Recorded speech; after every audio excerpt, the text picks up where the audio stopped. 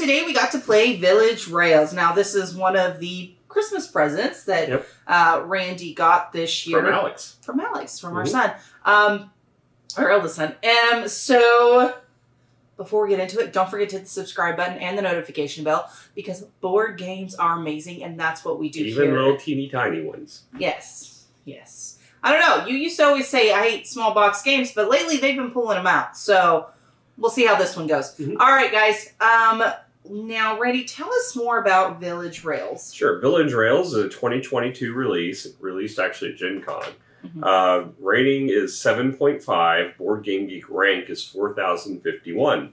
It's a 2 to 4 player game.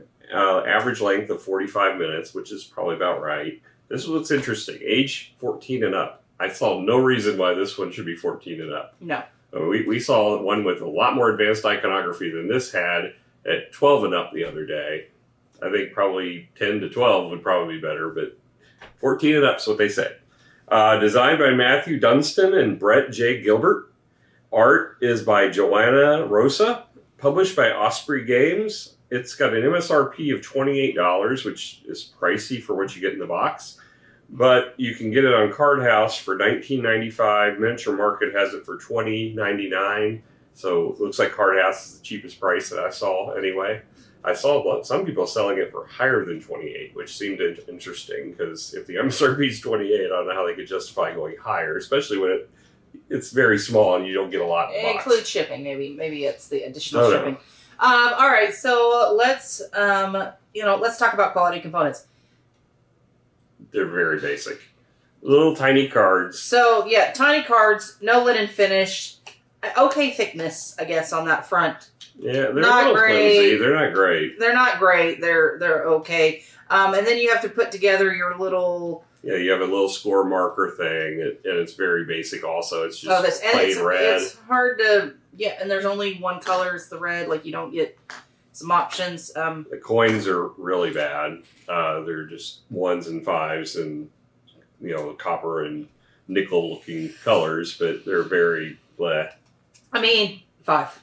I'm not even going 5. I'll go 4.5. Catan, though. I mean, you got these little... I don't think Catan's... I think it's better than Catan. Or maybe Catan's better than this. Okay. I'm going 4.5. Okay. All right. So then let's talk about the actual theme. So, obviously, you are building Village Rails. Okay? So, you're trying to connect a bunch of little villages and hopefully bring each one of these villages a little bit of prosperity in your route, depending on where it's going and how it's getting there and the different stops that they can make throughout the village.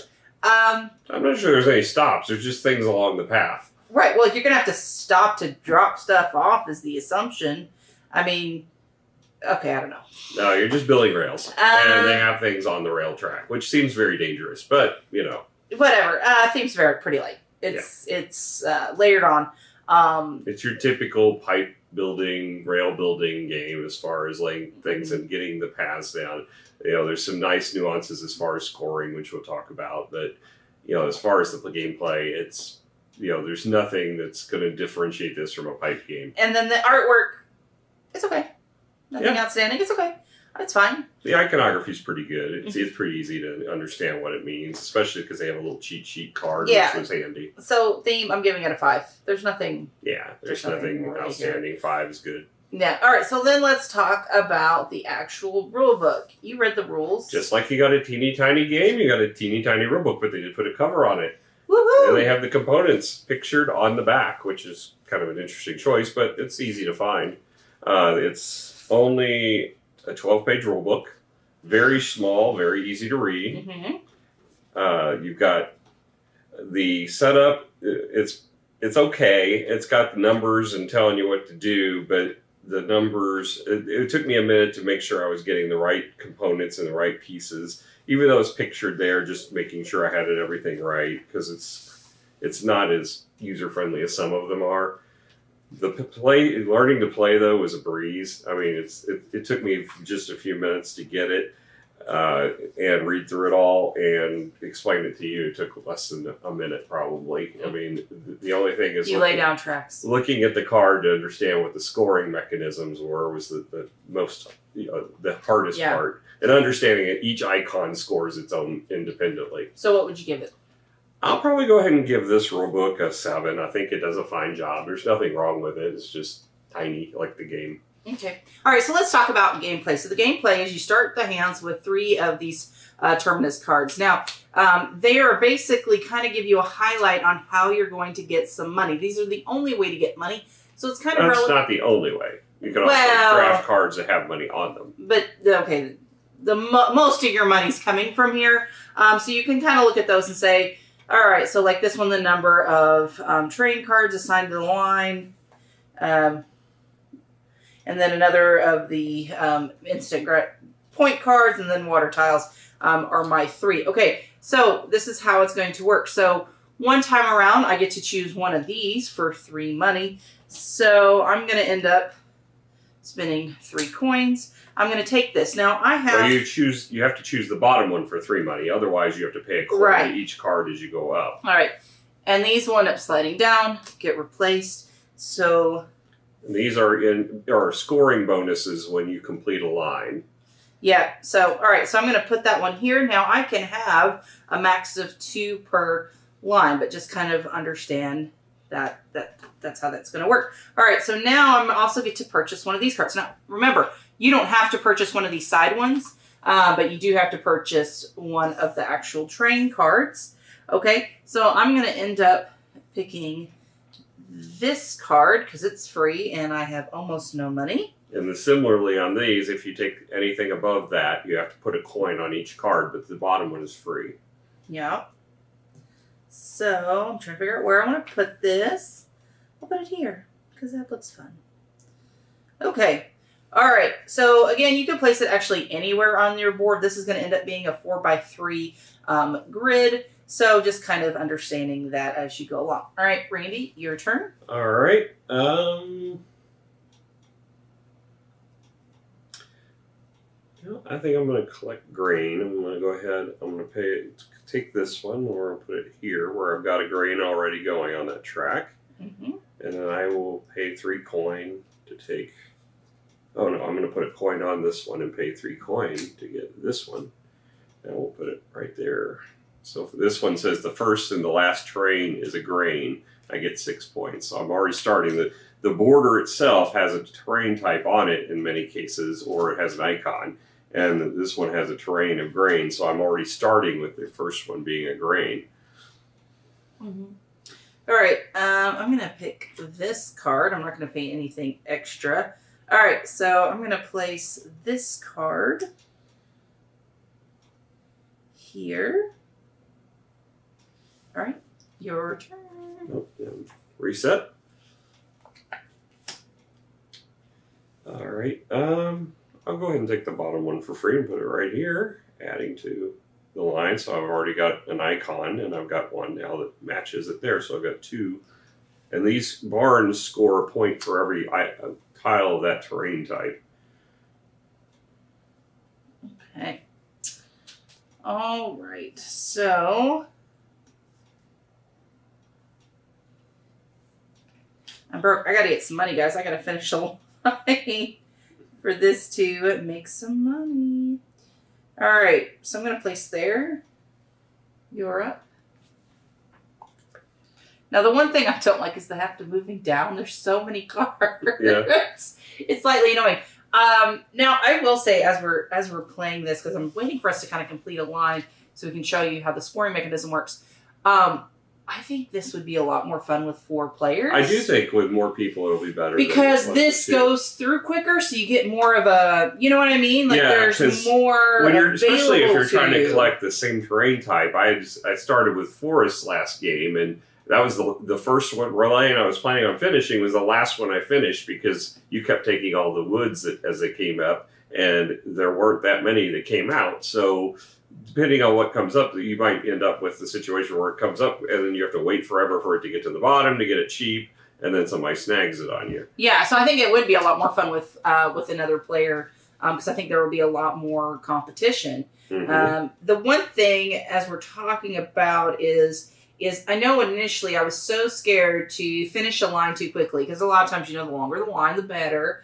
But money is kind of hard to come by at the beginning. But towards the end, you have way too much. So there is a little bit of knowing of when to try to finish your line. But if the stuff's not out there, especially because you're trying to get these, because these cards are where you're going to get a lot of your victory points, so it's like, okay, I'm trying to complete that card, but it becomes very difficult if you're trying to, make sure that you finish it. Especially when you run out of money. Like, we burn through our money right away and we have nothing, so we can't buy any of those cards. The good news is every one of these cards has a minimum of 3 money on it. If you don't have anything that meets the criteria, you get 3 money. So right now I'm going to finish a line just to show you how that works. And I'm going to put this one here, and I'm going to get quite a few points because I've completed a line of a line completes when it reaches an end of the track that's open. So it's only 3 wide by 4 long.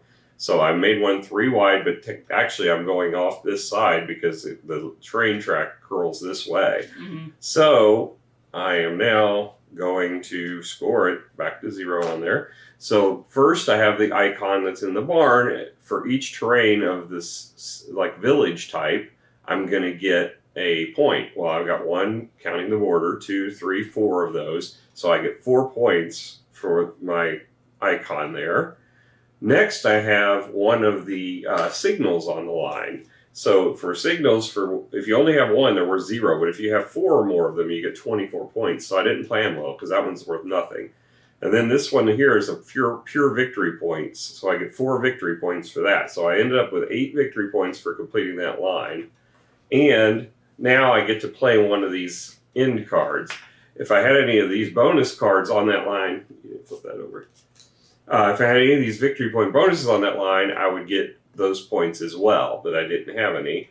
And unfortunately, I don't have a good one to go along with that track.